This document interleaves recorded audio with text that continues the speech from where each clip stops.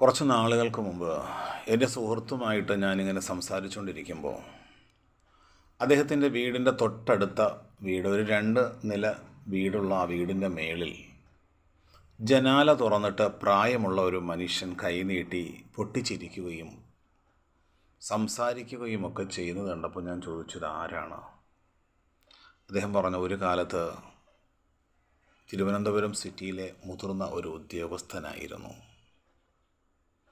പ്രായാധിക്യത്തിൽ മറവി രോഗം ബാധിച്ചിട്ട് മക്കൾക്കും കുടുംബത്തിനുമൊക്കെ വല്ലാത്ത ഭാരമായിട്ട്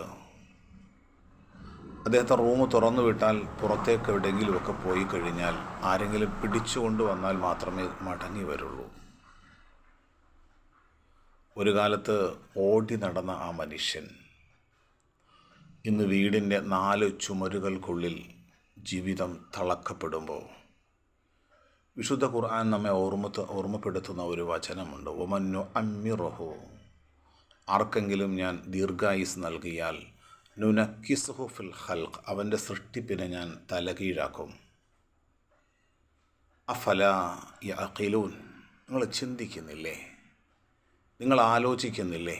ഒമന്നു അമ്മിറുഹു നുനക്കിസുഹു ഫിൽ ഖൽഖി, ആർക്കെങ്കിലും ഞാൻ ദീർഘായുസ് നൽകിയാൽ അവൻ്റെ സൃഷ്ടിപ്പിനെ നാം തലകീഴായി മറിക്കും. നിങ്ങൾ ചിന്തിക്കുന്നില്ലേ, നിങ്ങൾ ആലോചിക്കുന്നില്ലേ?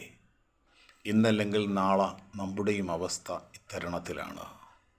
പ്രായാധിക്യത്തിൻ്റെ പ്രയാസങ്ങളിൽ നിന്നും പ്രതിബന്ധങ്ങളിൽ നിന്നും അള്ളാഹു നമ്മെ കാത്ത് സംരക്ഷിക്കുമാറാകട്ടെ.